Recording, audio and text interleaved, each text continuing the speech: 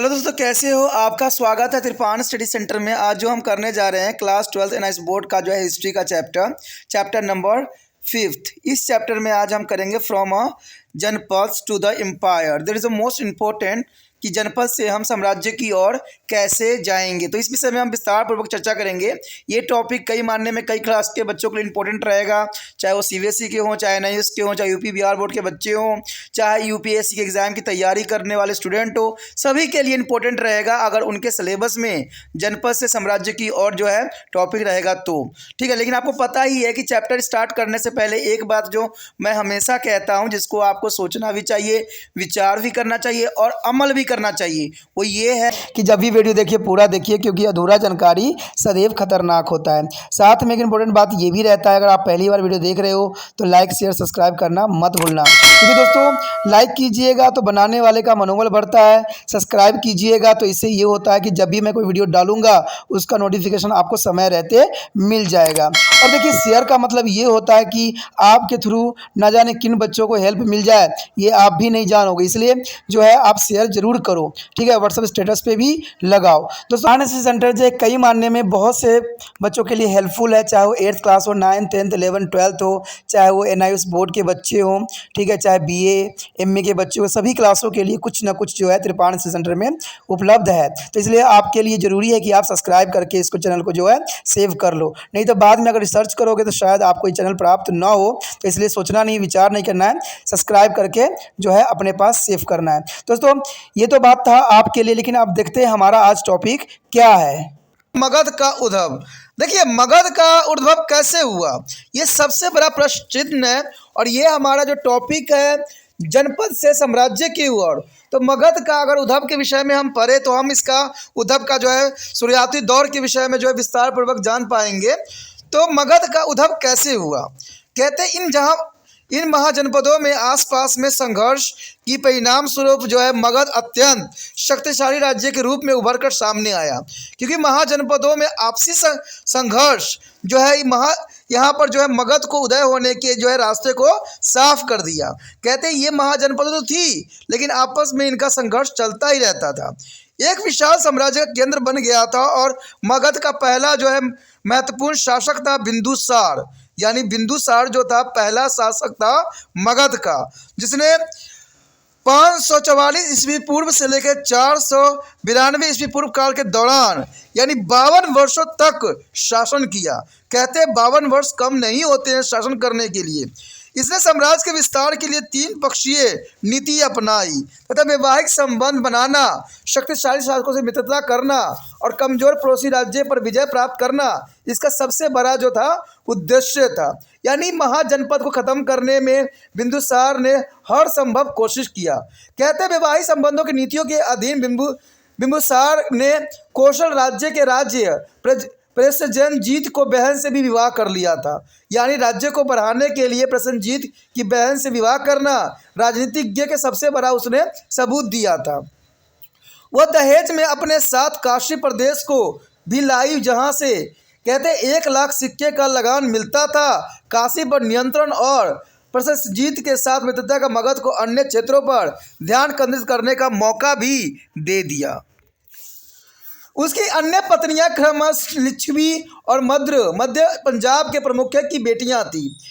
उसने अंग देश के राजा ब्रह्मदत्त को हराकर इस पर विजय प्राप्त कर लिया और अंग विशेष रूप से इसकी राजधानी चंपा दोनों स्थान स्वदेशी और जलमार्ग से व्यापार करने के लिए बहुत ही महत्वपूर्ण थे।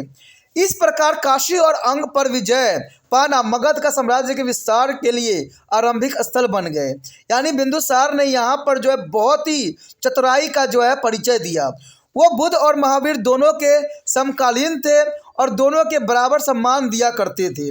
विश्वास किया जाता है कि या तो उनकी हत्या कर दी गई थी अथवा उनके पुत्र अजातशत्रु द्वारा उन्हें जो है आत्महत्या करने के लिए मजबूर कर दिया गया होगा, लेकिन वह स्वयं ही राजगद्दी हथियाने के लिए बहुत उत्सुक था। यानी देखा जाए तो बिंदुसार की जो है हत्या की संभावना भी यहाँ जताई जा रही है।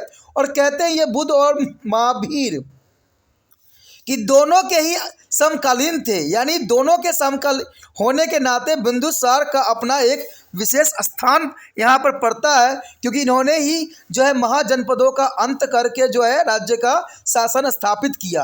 क्योंकि महाजनपद जो थे आपस में ही संघर्ष कर रहे थे। कहते हैं जब आपस में राज्य संघर्ष करेंगे तो दूसरा व्यक्ति जो है फायदा उठाएगा, ये परम सत्य है। अजातशत्रु बहुत ही आक्रमणकारी व्यक्ति था और सबसे पहले उसकी लड़ाई उसके मामा प्रसेनजीत से हुई थी, जो बिंदुसार के साथ दुर्व्यवहार की वजह से नाराज था। उसने अजातशत्रु से उसकी मां के दहेज में मिले काशी प्रदेश को वापस लौटाने का आग्रह भी किया था। अजातशत्रु ने इसका जो इनकार कर दिया और एक घमासान लड़ाई के बाद ही जो प्रसेनजीत मगध सहित काशी को छोड़ने के लिए सहमत हुआ।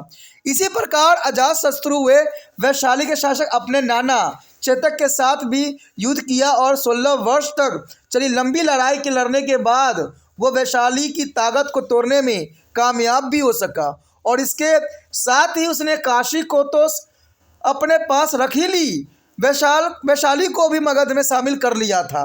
तो यानी अजातशत्रु उसके बाद जो था बहुत बड़ा जो साम्राज्य के दावेदार बन के खड़ा हो उठा था। कहते हैं अजातशत्रु के जो है उत्तराधिकारी थे उदयन, और उसका सबसे बड़ा योगदान था कि उसने गंगा नदी और सेन नदी के संगम स्थल पाटलिपुत्र या पटना में एक किले का निर्माण भी करवाया। युद्ध नीति के दृष्टि से यह एक बहुत ही महत्वपूर्ण कदम था, क्योंकि यह स्थान न सिर्फ केंद्र में स्थित था बल्कि यहाँ पर जो है व्यापारिक और सैनिकों का आना जाना बहुत ही आसान था।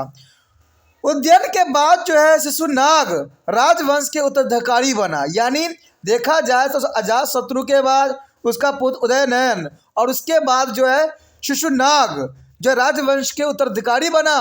और शिशुनाग के सबसे महत्वपूर्ण उपलब्धियां थी अवंती यानी मलाकार को हराकर उस मगध साम्राज्य का हिस्सा बनना। शिशुनाग का उत्तराधिकारी बना जिसका पुत्र कलाकार अशोक था। यानी उत्तराधिकारी बना कौन? पुत्र कलश अशोक। इसी के शासनकाल में दूसरा बुद्ध धर्म सम्मेलन आयोजित हुआ था और शिशुनाग जो है राजवंशियों के बाद नंद वंश के राजा उत्तराधिकारी बने। कहते महामनंद इसके प्रमुख शासक थे और ब्राह्मण ग्रंथों के अनुसार ये निम्न जाति से कहे जो है गैर क्षत्रिय जाति से संबंध रखते थे। इसके पास बहुत बड़ा जो है सैन्य बल था और उन्होंने कलिंग के अपने साम्राज्य में शामिल भी कर लिया था। नंद वंश का अंतिम शासक था धनानंद। नंद वंश का अंतिम शासक कौन था? धनानंद। धनानंद के बारे में बताएं तो इसी को ही जो है चंद्रगुप्त मौर्य ने हराया था और फिर अपना शासन स्थापित किया था। क्योंकि धनानंद जो था एक क्रूर और जो था एक भोगविलासी राजा था। ऐसा माना जाता है कि वह बहुत ही लड़ाकू और दमनकारी राजा था और उसने साधारण जनता पर करों और भारी बोझ लाद दिया था। यानी धनानंद बहुत क्रूर था और इस वजह से आम जनता में उसकी लोकप्रियता खत्म सी हो गई थी। अंत में चंद्रगुप्त ने जो है जनसाधारण की इस नाराजगी का फायदा उठाया और उसने नंद वंश के साम्राज्य को उखाड़ फेंका और मौर्य साम्राज्य की नींव रख दी। अब प्रश्न यह है कि मगध उस काल के अन्य सभी प्रदेशों पर धीरे धीरे अपना वर्चस्व स्थापित कर सकता था। बेशक मगध ने अनेक योग्य और महत्वाकांक्षी राजाओं का जो है फायदा उठाया, लेकिन इसके ताकत मूल रूप से वहाँ की कुछ भौगोलिक विशेषताओं पर आधारित थी। इनकी पुरानी राजधानी जो है गिरिवर्ज या राजगिरी चारों ओर से जो है 5 पहाड़ियों से घिरी हुई थी, जिन्हें प्राकृतिक किले के रूप में इसकी रक्षा की गई थी। दूसरा, इस स्थान की नदी घाटी की उपजाऊ जमीन की वजह से यहाँ पर अतिरिक्त कृषि उत्पाद पैदा होने के कारण ऐसी परिस्थिति बनी जिसके फलस्वरूप एक बड़ा सैन्य बल खड़ा कर दिया जा सकता था। दक्षिण क्षेत्रों में इमारती लकड़ी और हाथी मिले। इसके साथ ही मगध को इस स्थान पर एक और लाभ मिला कि दक्षिण बिहार के पास मिले लोहे की खानों पर इसका नियंत्रण हो गया। मगध के साम्राज्य के लोहे तक पहुंचने ने यहाँ के अस्त्र को बहुत ही बेहतर और खेती बाड़ी के औजार की वजह से अधिक उत्पादन योग्य बना दिया। देखा जाए तो धनानंद को हराकर जो है मौर्य साम्राज्य के नींव रखने वाले चंद्रगुप्त मौर्य ने काफ़ी चतुराइयों का सामना किया और बहुत चतुराई से इसका जो है कार्य किया और इसमें चाणक्य का बहुत बड़ा हाथ था। तो कहते हैं मौर्य साम्राज्य का उदय। आखिर मौर्य साम्राज्य का उदय किस प्रकार हुआ? मौर्यकालीन क्षेत्र के अंतर्गत कहते 321 ईस्वी में चंद्रगुप्त मौर्य द्वारा मौर्य राजवंश की स्थापना को प्राचीन भारत इतिहास में एक जो है संक्रांति काल समझा जाता था। इस समय के दौरान पहली बार अनेक ऐसे स्रोत उपलब्ध हुए जिनसे अब इस काल के इतिहास पर बेहतर ढंग से प्रकाश डाला जा सकता है। अशोक द्वारा जारी किए गए अभिलेख सूचना के बहुत ही महत्वपूर्ण स्रोत हैं और कम से कम 44 ऐसे अभिलेख मिले हैं जो चट्टान और स्तंभों पर उत्कीर्ण हैं। ये अभिलेख जो है ज़्यादातर पाली भाषा में लिखी गई है और अधिकतर क्षेत्रों में ब्राह्मणी लिपि में लिखे गए हैं। ये शिलालेख प्राचीन भारत में लेखन के प्रथम साक्ष्य भी माने जा सकते हैं। यहाँ तक कि प्राथमिक स्रोतों का जो है संबंध यानी पंचमार्क्स यानी ढलाई करके बनाए गए मुद्रित सिक्के और कुम्हारों में स्थित अशोक महल के अवशेष और मूर्तियों के कुछ टुकड़े बहुत ही महत्वपूर्ण हैं। देखिए उस समय के अगर हम स्रोतों की बात करें तो पंच मगध यानी सिक्के कुम्हारा जो है काफ़ी इम्पोर्टेंट है, जो कि उसके महलों में जो बहुत ही महत्वपूर्ण मिले हैं। महल के अवशेष और मूर्तियों के कुछ टुकड़े बहुत ही महत्वपूर्ण हैं। देखिए यहाँ पर अगर बात करें पंच मार्क्स के तो कहते हैं सिक्के कुम्हारा में से अशोक के जो है ये अवशेष और मूर्तियाँ बहुत ही काफ़ी इम्पोर्टेंट अपना स्थान रखता है। सबसे महत्वपूर्ण साहित्य स्रोत है कौटिल्य का अर्थशास्त्र और इंडिका ऑफ मैगनीज। अर्थशास्त्र शासनकाल पर लिखा गया ग्रंथ था जो राजाओं को यह परामर्श देता था कि अपने राज्य में शासन कैसे किया जाए और अपने कर्तव्य का पालन किस प्रकार किया जाता था। इंडिका कौटिल्य द्वारा भेजे गए यूनानी मैगनीज का यात्रा वृत्तांत है जिसे चंद्रगुप्त मौर्य के दरबार में राजदूत के रूप में भेजा गया था। और दीपवंश और महावंश दो श्रीलंकाई बौद्ध ग्रंथ है और विशाखादत्त द्वारा रचित नाटक मुद्राक्ष भी एक अन्य जो है अवमूल्य ग्रंथ है। तो आपको याद होना चाहिए कि मुद्राक्ष किसके द्वारा रचित है, विशाखादत्त द्वारा रचित जो है मुद्राक्ष है, जो कि बहुत काफ़ी इम्पोर्टेंट है और यह जो है अमूल्य ग्रंथ के रूप में देखा जा सकता है। यहाँ पर जो दर्शाया गया है रुमानदेही के शिलालेख दिखाए गए हैं जो कि बहुत काफ़ी इम्पोर्टेंट है। ये आपको लग रहा होगा विचित्र, लेकिन पढ़ने वाले इसको पढ़ के जो है बहुत इसके मतलब निकाल चुके हैं।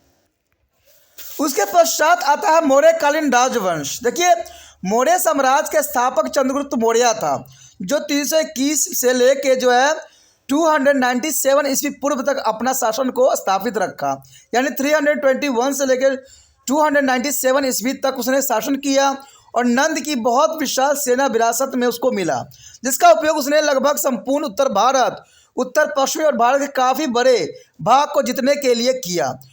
उसका पुत्र जो था बिंदुसार था जो कि 297 से लेकर 269 ईस्वी तक अपना राज्य किया और उसका उत्तराधिकारी बना।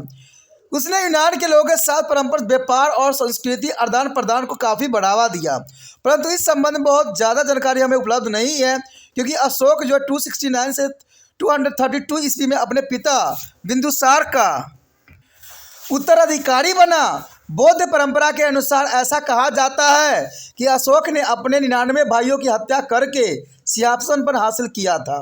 देखिए ये सिर्फ एक बौद्ध ग्रंथ के अनुसार ये बात मानी गई है कि उसने 99 भाइयों को हत्या करके जो है सिंहासन प्राप्त किया था, परंतु किसी अन्य स्रोत से इस तथ्य की पुष्टि न हो पाने के कारण इस पर विश्वास नहीं किया जा सकता।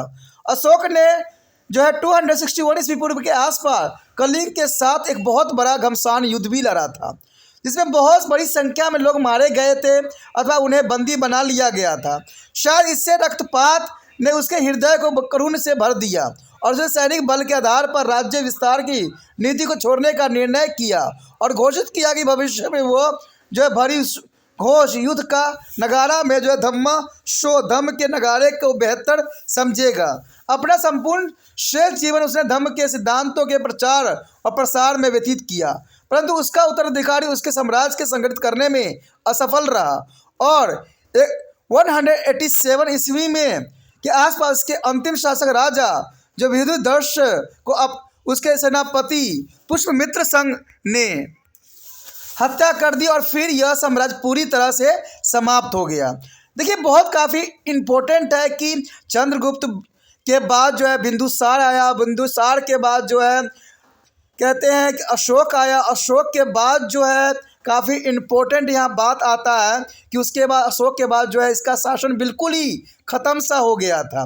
यानी देखा जाए तो उसका उत्तराधिकारी जो थे बिल्कुल ही अयोग्य थे, जिसको जो है एक सेनापति ने जो है पुष्यमित्र ने बहुत ही सरलता से हत्या करके पूरे साम्राज्य पर जो है अपना अधिकार कर लिया था। तो ये काफ़ी इम्पोर्टेंट है। इसी के साथ जो था यहाँ पर मौर्य साम्राज्य का अंत भी हो गया। यहाँ पर आप जो है मानचित्र में देख सकते हो कि संकेतक के रूप में जो है स्तंभ अभिलेख स्थल को जो है डंडी रूपी दिखाया गया है, शिलालेख स्थल को एक ट्रायंगल शेप दिखाया गया है, छोटी पहाड़ी शिलालेख स्थल को जो है स्क्वायर शेप दिखाया गया है और आधुनिक शहर को जो है सर्कल के शेप में दिखाया गया है। तो ये मैप भी बहुत कुछ हम समझाने के लिए काफ़ी होता है कि ये क्षेत्र कहाँ कहाँ और किस जगह में जो इसके प्रमाण मिले हैं। और कहते हैं ये भारत के हर एक क्षेत्र में जो था फैला हुआ था, जिसकी अपनी एक विशेषता थी, चाहे वो चेन्नई हो, चाहे वो जम्मू कश्मीर हो, चाहे कलकत्ता हो, चाहे आपका मुंबई हो, हर क्षेत्र में जो है इसका दबदबा देखने को मानचित्र में मिल सकता है। इसी के साथ जो है दोस्तों हमारा टॉपिक आज खत्म हो रहा है। ठीक है, अगर आपको अच्छा लगा तो लाइक शेयर सब्सक्राइब जरूर कीजिए। अगर पहली बार अगर आप वीडियो देख रहे हो, पहली बार मेरे चैनल पे आए हो, तो सब्सक्राइब करना आपका फर्ज बन जाता है। सब्सक्राइब करने से ये होगा कि जो भी मैं आप क्लास के रिगार्डिंग कोई भी वीडियो डालूंगा उसका नोटिफिकेशन जो है समय समय पर आपको प्राप्त होता रहेगा। अगर सब्सक्राइब नहीं कीजिएगा, अगर आप दोबारा से तिरपान सेंटर पर आने की कोशिश कीजिएगा तो वहाँ पर आप तिरपान लिखिएगा तो जो है वो तिरपस कर देगा। ठीक है, जो आप गूगल पर सर्च करेंगे वो तिरपस कर देगा, जिससे वजह से आप जो है मेरे वीडियो का जो है फायदा नहीं उठा पाओगे। तो सोचिए मत, विचार मत कीजिए, सब्सक्राइब कीजिए। आप सोचते होइएगा कि मेरे जो एग्जाम खत्म हो जाने के मेरा क्या जरूरत है तिरपान स्टडी सेंटर से। ठीक है, तो इसलिए सब्सक्राइब नहीं करने का सोचिएगा, लेकिन दोस्तों ऐसा नहीं है। तिरपान स्टडी सेंटर जो है बहुत हेल्पफुल है। क्योंकि ये जो है आपके 8th class 9th 10th 11th 12th जो आर्ट्स के सब्जेक्ट को कवर करता ही है, प्लस जो है ये NIC बोर्ड के जो है 10th प्लस 2 को भी कवर करता है। साथ में BA जो है फर्स्ट ईयर से लेकर 6 सेमेस्टर तक बच्चों के लिए ये अग्रसर रहेगा आर्ट्स सब्जेक्ट में।